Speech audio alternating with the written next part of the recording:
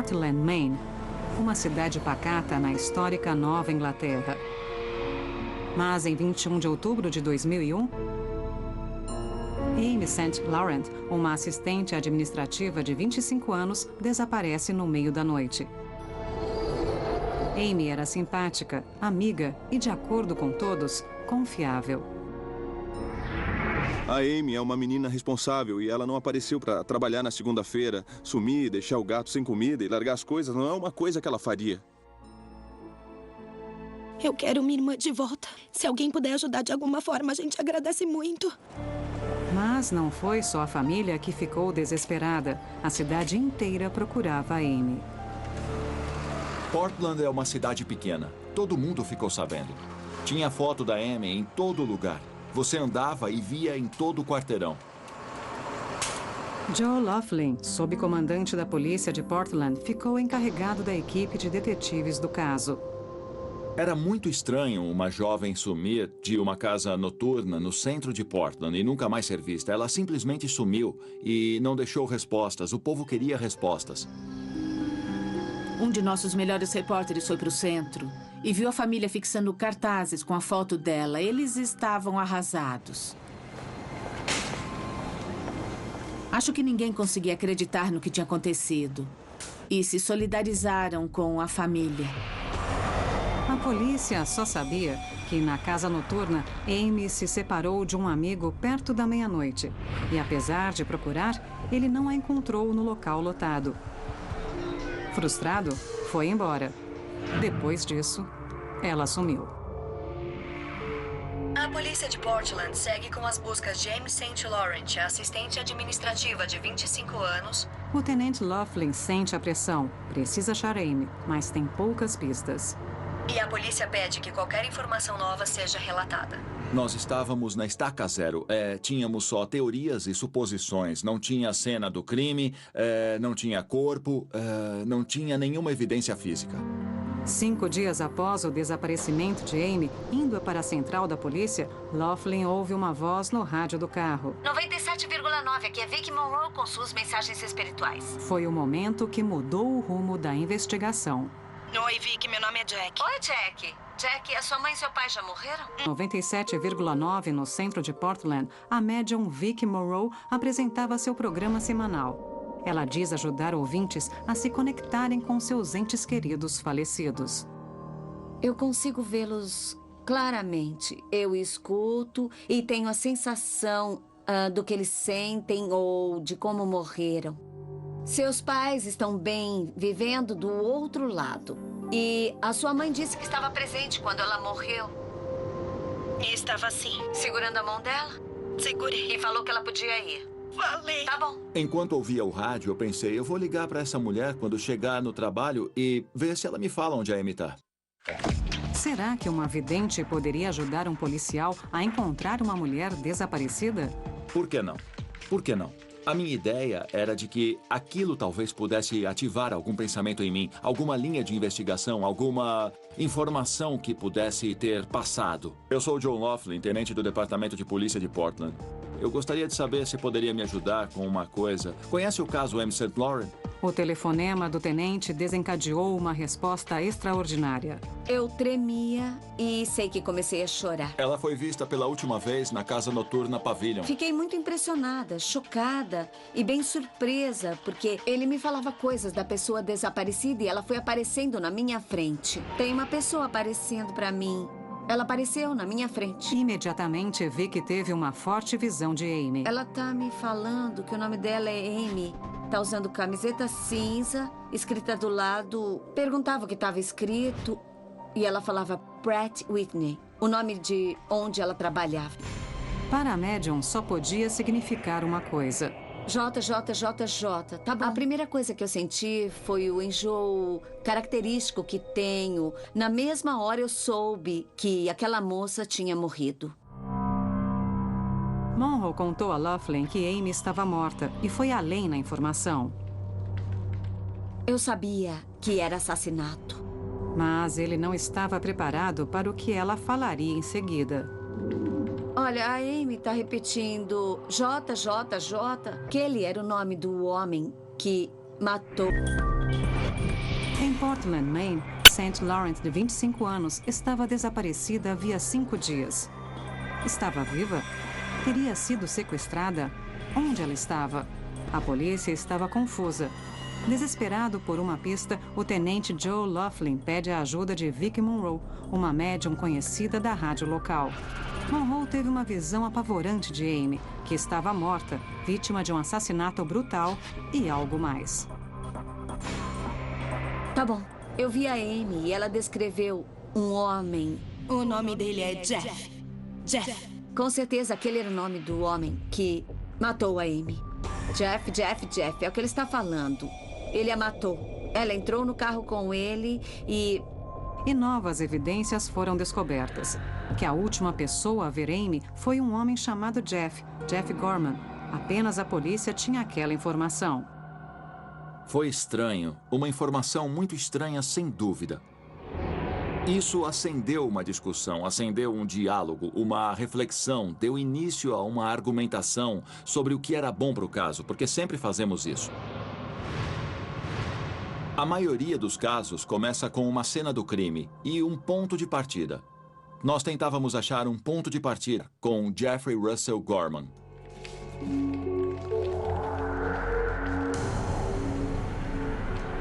Enquanto o tenente Laughlin liderava a investigação, 2 detetives veteranos lideravam as buscas por Amy. Scott Hercules, da Polícia Estadual de Maine, e Danny Young, da Polícia de Portland. Sabíamos que Gorman tinha sido a última pessoa a estar com Amy St. Laurent. E naquele momento tivemos que focar nele até o liberarmos ou resolvermos o caso. Gorman foi detido. Enquanto era questionado, Laughlin procurava sinais de mentiras. Se a vidente estivesse certa, ele sabia o que tinha acontecido com Amy. Onde o homem estava, Eric? Não sei, estava ela perto? falou que ele foi embora. O Gorman queria parecer cooperativo, mas na verdade estava relutante. Ele foi, contou sua história, mas nada além disso. Eu jogo muito bilhar e... Após ser pressionado pelo detetive Young, Gorman admitiu ter conhecido Amy na casa noturna e tê-la levado a uma festa no apartamento de um amigo. Vocês sempre fazem isso? É, a gente gosta de ir lá conversar e beber de vez em quando. Tá. Eram 3 pessoas, incluindo ele. Entraram no carro.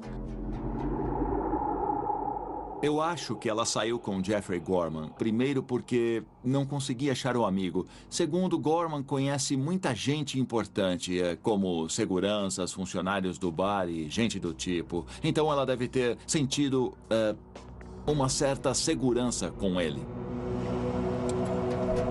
Segundo Gorman, Amy não ficou muito tempo na festa e ele a levou de volta para o centro. Eu encostei e nem cheguei a estacionar o carro, deixei ligado. Ela disse, eu espero que lembre do meu nome. Eu te ligo amanhã. Tudo bem? Mas a história de Gorman não batia.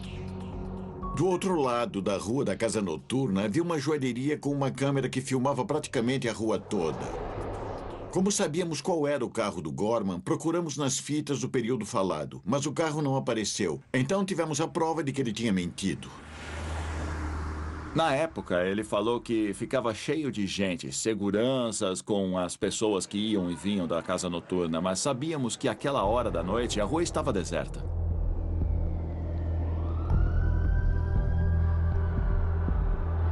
Quando a polícia pesquisou o histórico de Gorman, encontrou uma ficha criminal quilométrica. A ficha incluía vários crimes pequenos, roubos e golpes.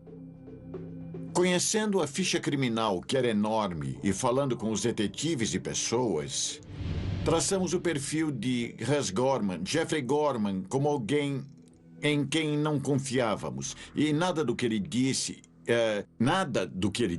nós conseguimos confirmar. Antes de ir embora, ele... O comportamento suspeito de Gorman depois da entrevista levantou mais suspeitas. Ele tinha...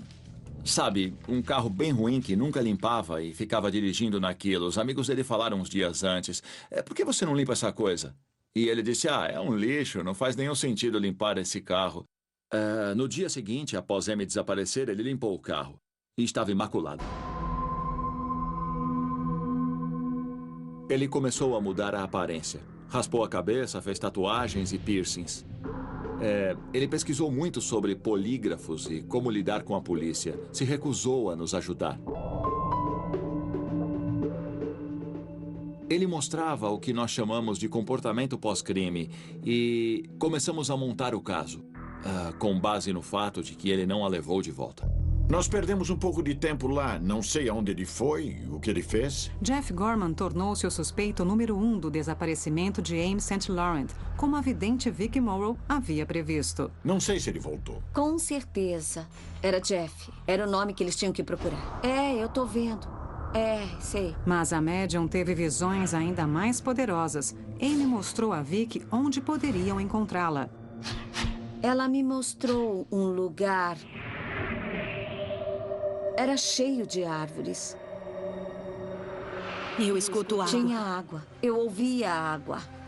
Ela descreveu que tinha uma casa por perto que era importante para esse cara, o Jeff. Eu tô perto da casa. Bem... A polícia sabia que Jeff Gorman ficava sempre na casa da mãe, nos arredores de Portland, em uma área bem arborizada. Novas evidências mostraram que ele estava por perto na noite que Amy desapareceu. Foi parado pela polícia devido a um farol dianteiro quebrado às 2h45 da madrugada. Com base em todas as informações que nós havíamos reunido, ele não poderia ter ido muito longe. Isso não é longe de onde ele foi parado. Estabelecemos critérios para as áreas de busca. Uma das áreas era próxima à casa da mãe de Gorman, onde ele morou. Nós achávamos que Amy lá. Poderia ser essa a área arborizada que Monroe viu nas visões? Amy tinha desaparecido há 6 semanas. Havia uma pressão enorme na polícia para resolver o crime.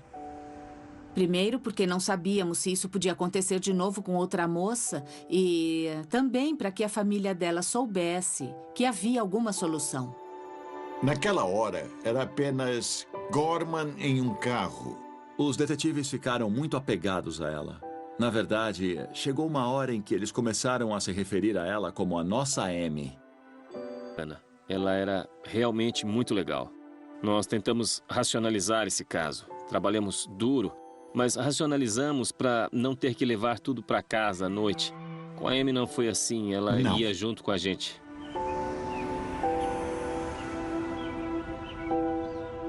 Tenente Laughlin me perguntou se eu podia falar com uma mulher chamada Diane Jenkins. Bom, os nomes não combinavam, eu não fazia ideia de quem era. E acabou sendo a mãe da Amy. A Diane veio falar comigo com uma bolsa que tinha um livro e várias fotos. Foi a confirmação para mim de que aquela era mesmo a garota que eu tinha visto. Senhora Jenkins, o que eu faço é ver as pessoas que morreram e eu consigo ver a Amy. Ela está bem atrás da senhora. A vivacidade da Amy era muito intensa e ela se mostrava completamente de uma maneira inteira. Até a tatuagem e a sandália, para a mãe dela dizer, sim, esta é a minha filha, sem questionar absolutamente nada. Ela está aqui. Mas eu acho que eu também fiquei bem aliviada por ver que a mãe dela saberia pelo menos isso. De que ela estava bem e não estava sofrendo.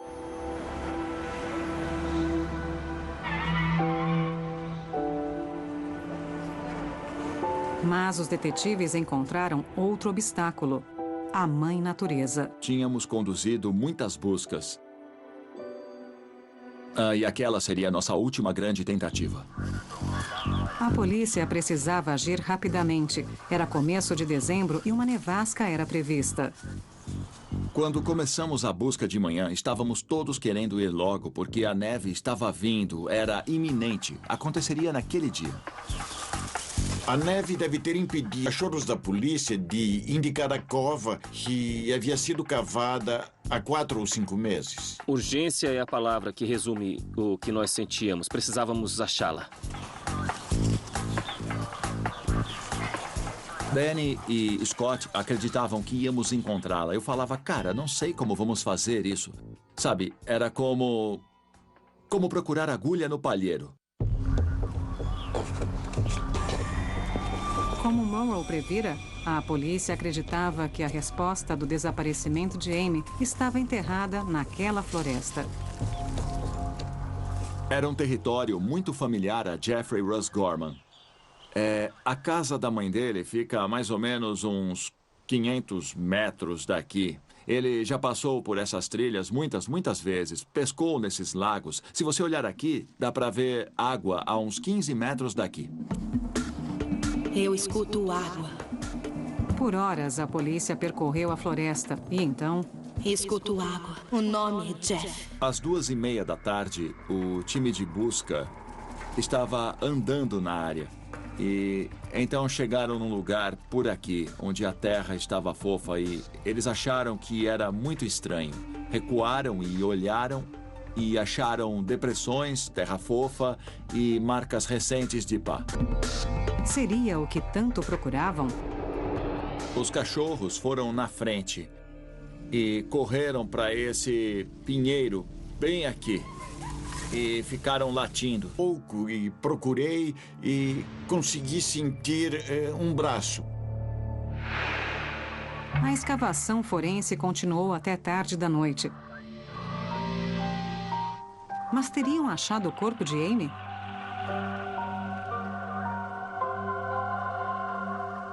A vidente estava certa o tempo todo? Tem que me ajudar a sair. Ajuda-me a achar, ajuda-me a achar. Me ajuda a sair daqui.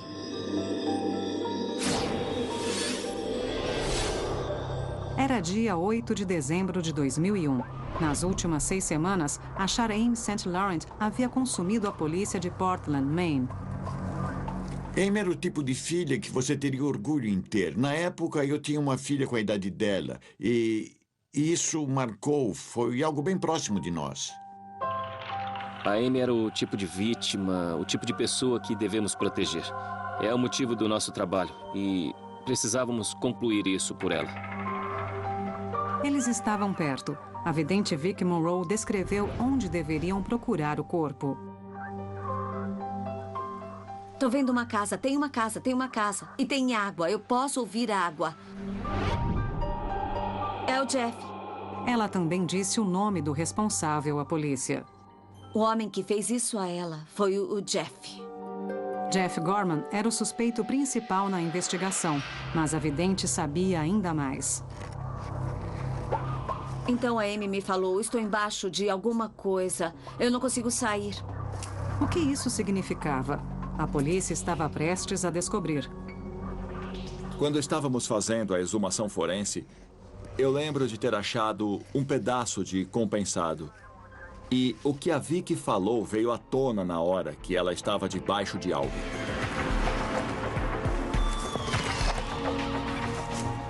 E quando a tábua foi removida, uma camiseta da Pratt & Whitney, como a da visão de Monroe, apareceu na terra úmida e escura.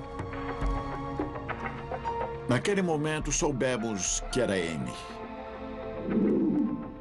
Assim que nós confirmamos, foi realmente surreal. Entramos no piloto automático na hora. Eu acho que não dormimos de novo por uns 2 dias. Foi muito estimulante. Foi um momento emocionante, um alívio e confirmou o que todos temiam. Eu acho que a parte mais difícil do caso foi o dia em que nós encontramos a Amy. Achamos o corpo dela e começamos a exumação forense. Sabe, você tem a imagem de uma garota que tinha a vida toda pela frente. A primeira tempestade de neve da estação. Teríamos que sair do local porque era uma tempestade das grandes. Ficamos impressionados. Se fosse outro dia, não a acharíamos. E a Vicky disse que ela seria encontrada antes da primeira neve. Eu vi na TV onde encontraram a Amy. E o que ela estava vestindo. Eu vivo disso, não devia ser um choque para mim. Eu pensei, oh meu Deus. Como Vicky Monroe poderia saber tanto sobre esse caso terrível? O espírito de Amy realmente contou para ela? Vicky disse que Amy havia sido assassinada. Disse que o nome do assassino era Jeff. Previu que ela estava enterrada embaixo de algo, perto de água e de uma casa familiar. Ela até sabia sobre a camiseta cinza. O nome é Jeff. Jeff, eu escuto água. Eu não sei como ela poderia saber qualquer uma dessas informações. Não sei se é um dom que eu tenho desde que eu nasci. Algumas pessoas dizem que eu sou amaldiçoada. E eu falo, não, não é maldição, eu sou abençoada. Eu não consigo explicar. Eu acho que humanos têm um sexto sentido, ou sei que vejo detetives desenvolverem outro sentido, outro nível de intelecto ou observação. E talvez seja verdade. Eu escuto água. Qualquer que seja a verdade por trás das visões de Monroe, a informação que ela passou para a polícia teve um papel importante na busca pelo corpo e pelo assassino. Escuto água. Eu acho que o maior impacto que os relatos dela tiveram na investigação foi que estimularam conversação, discussão, e isso produz mais informações. Um dia depois de encontrarem o corpo de Amy, Jeffrey Gorman foi preso e acusado de homicídio. No julgamento, os detalhes terríveis da última noite de Amy foram revelados. Não sabíamos exatamente o que tinha acontecido, mas acreditávamos que a agressão tinha começado no carro. Depois de sair da festa, Gorman parou e começou a assediar Amy. Ela resistiu e ele a atacou brutalmente. Ele tirou uma arma e a levou para um lugar conhecido. Eu acredito que Amy tenha sido levada à força pela estrada. Escondido na floresta e protegido pela escuridão, Gorman agrediu e estuprou Amy. Depois, perto de um pinheiro, atirou na cabeça dela. 2 dias depois, voltou para enterrá-la perto do lago, cobrindo-a com um pedaço de compensado. Eu sempre falo para as pessoas que esse foi um caso inacreditável, uma experiência inacreditável. É desgastante e você fica contra a parede. E não sei quantas vezes na vida é possível encontrar um caso desses numa carreira, um que você não pode perder. E eu não tinha dúvida de que esse homem mataria de novo. Assassino sexual em série. No tribunal, as palavras sombrias do próprio Gorman selaram o destino dele. Promotores apresentaram uma gravação da mãe de Gorman, admitindo à polícia que o filho dela havia confessado ter matado Amy. O assassino brutal foi considerado culpado e condenado a 60 anos na prisão pelo homicídio de Amy St. Laurent. Agora que Jeffrey Russ Gorman está atrás das grades, ele nunca mais poderá matar. E aqui, para mim, é solo sagrado.